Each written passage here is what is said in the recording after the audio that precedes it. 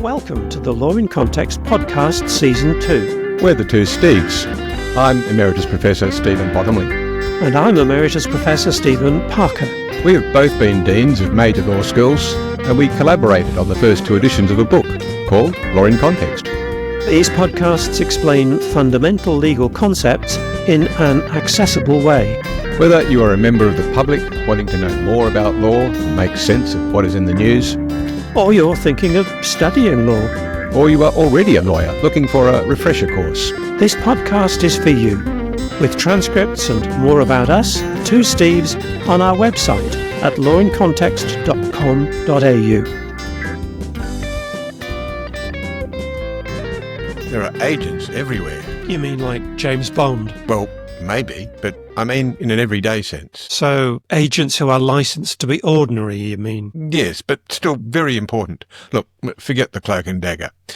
In this episode, we ask, what is an agent? And why is it so important in all walks of life, every day? The law generally works on the basis that we live in a world in which individuals deal with each other directly, one-to-one. The law on contracts, which we discussed in episode 25, is built on this assumption. But quite often, this does not hold up in everyday life. For reasons of distance, lack of time, insufficient knowledge or expertise, or not having legal capacity, one person may be unable or unwilling to deal directly with another. If the law did not have a solution to this practical problem, everyday commercial activity would quickly grind to a very slow pace. And there is a particular problem for companies.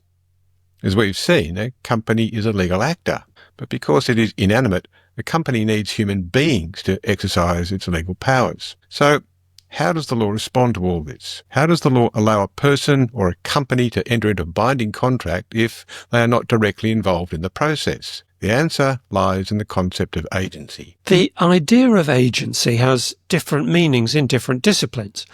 In philosophy, for example, it refers to a person's capacity to intentionally pursue their goals and be responsible for the consequences. In other words, to be a free agent. In spy thrillers, it means a secret agent. In law, agency has a narrower, more technical meaning, although it is nevertheless directed at allowing individuals to achieve their goals. The law of agency allows two individuals to enter into a contract with each other in a situation where one or both of them is not directly involved in the actual process of negotiating and concluding the terms of the contract. The standard agency situation involves the relationships between three parties: the agent, who acts on behalf of their principal to bring that principal into a legally binding relationship with the other party, sometimes called the third party. The whole purpose of the agency relationship is to use the agent's expertise to establish a legal relationship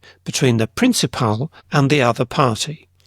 Once the agent has properly completed their assigned task of bringing the principal and the other party into a binding agreement, the agent steps out of the picture. They have no legal obligations in relation to that agreement. The agent may earn a fee or commission for their work. That is part of the contract between the agent and the principal. Our daily lives are full of these agency relationships. The real estate agent who arranges the purchase or sale of property for a client. The mortgage broker who seeks out the best financial loan for a new home purchaser. Or the tax agent who fills out and submits annual tax returns to the tax office as requested by clients. In these examples, the agent is given a specific task to perform. In some instances, however, the agent may have a broader or continuing remit, such as a solicitor acting for a client, a person with a power of attorney acting for a frail relative, or a parent making decisions about their child's welfare. In situations such as these, the law imposes particular requirements on the agent's work, and in a previous episode we looked at the ethical constraints on lawyers when acting as an agent.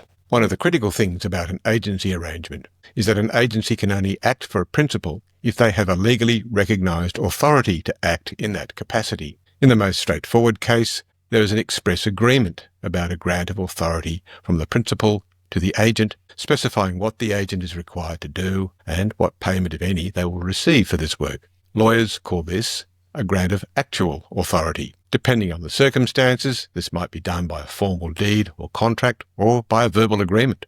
But in a complex commercial world, it is quite possible that the agreement about a grant of actual authority might not expressly deal with all aspects of the agent's functions. In practice, a grant of actual authority may amount to nothing more than the agent being formally appointed to a designated position, such as managing director of a company.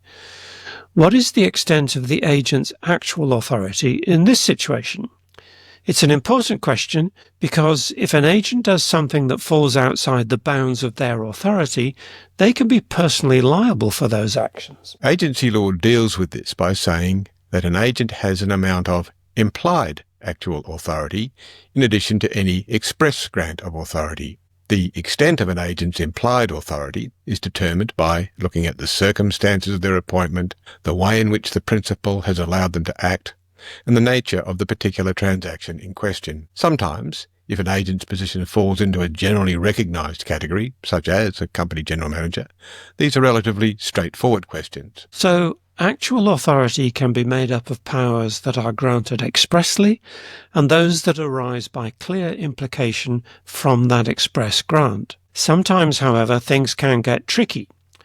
The law recognises that in some circumstances, an agency relationship exists even if there's never been a grant of actual authority by the principal. This can happen when the principal has in some way made it appear to the third party that the person is his or her agent. Perhaps the principal has been aware of the agent's actions and has just acquiesced without ever formally appointing them to the role. For this reason, the law calls this apparent authority. As far as the third party is concerned, the principal has made it appear that the agent is acting for them, and that is enough. You're listening to the Law in Context podcast by the two Steves. Remember to rate us on the platform you are using. Now, back to one of us. The whole idea behind apparent authority is that there are some situations in which the principal should be prevented from denying the consequences of their actions or inaction. It is about protecting the interests of third parties who deal with the agent in good faith. There's a case, well known to company law students, that illustrates this. The company secretary of a fabric company had signed several contracts with a hire car company on behalf of the fabric company, purporting to hire luxury cars for company purposes. The company secretary had no actual authority to hire the cars and was in fact using them for his own personal pursuits. He charged the contracts to his company's account and signed them as company secretary. He used the company's stationery and letterhead in his correspondence with the car company. The fabric company refused to pay the hire charges, and so the car company sued the fabric company. The company secretary had since been prosecuted and imprisoned. So the fabric company had no material witness.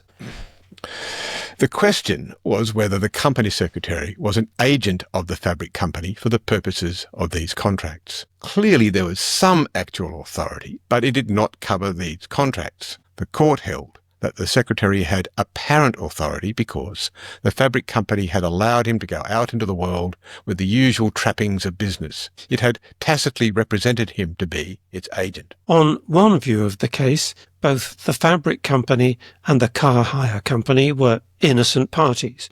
The fabric company didn't know what its secretary was up to, and the car company didn't know that the car hires were not authorised. The question was, which of these two parties should be made to bear the cost, remembering that the secretary was in prison? Or, put another way, which of these two companies was in the better position to check on and monitor the company's secretary's actions?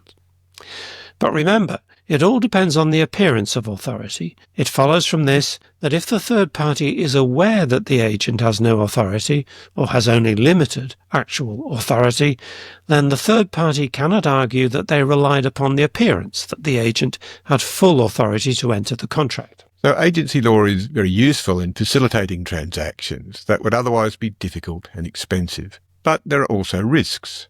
An agent might decide to exploit their position and make profits that are not passed back to their principal. For example, I appoint an agent to sell my car. They find a buyer who agrees to pay a certain amount, but the agent tells me that the sale is for a lesser amount and pockets the difference. the law has to have some way of controlling what agents can and cannot do. Generally, this is done by imposing duties on the agent, sometimes fiduciary duties, which we looked at in episode 14.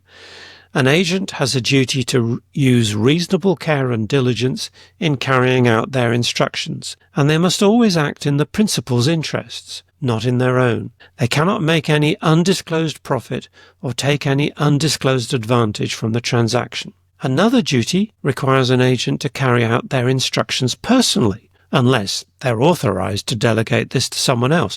You'll be delighted to know that there is a Latin maxim that sums this up: delegatus non potest delegari, meaning a delegate cannot delegate. So we've seen that an agency relationship can come about because the principal has granted actual authority or because they have created an appearance of authority. There's a third way in which a principal can become bound to a contract through the actions of an agent. I'll use a hypothetical illustration. Our regular listeners will know from our contracts episode that Steve is hoping, hypothetically, to sell his Fender guitar for $4,000.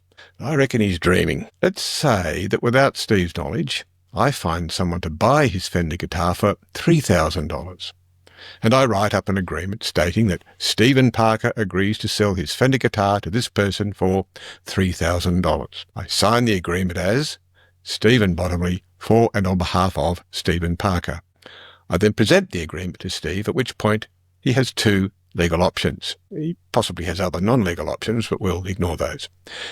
He can say, no, he didn't give me any actual authority, and because he had no idea I was doing this, there is no apparent authority. There's no contract then between him and the other person, and they'll have to see whether they have any legal remedies against me for what is called breach of warranty of authority.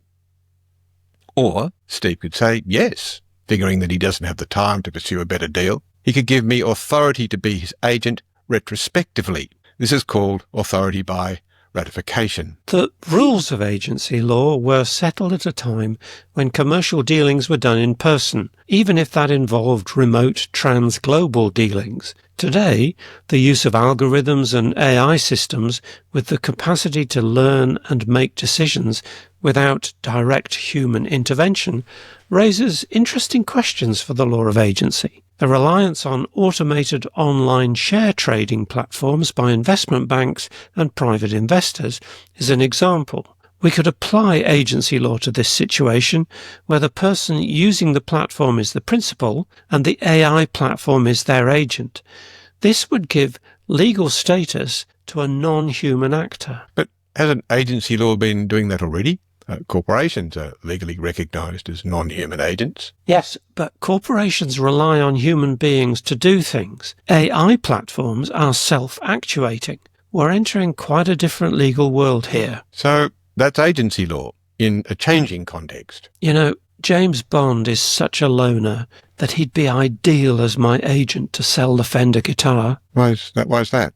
There's no strings attached. I hope you didn't fret over that joke for too long. Thanks for listening to this episode, brought to you by The Two Steves. You can find more in this gripping series at lawincontext.com.au or wherever you get your podcasts. Send us a question or add a comment on the website. And as Sergeant Esterhouse used to say in Hill Street Blues, Let's be careful out there. Bye. Bye.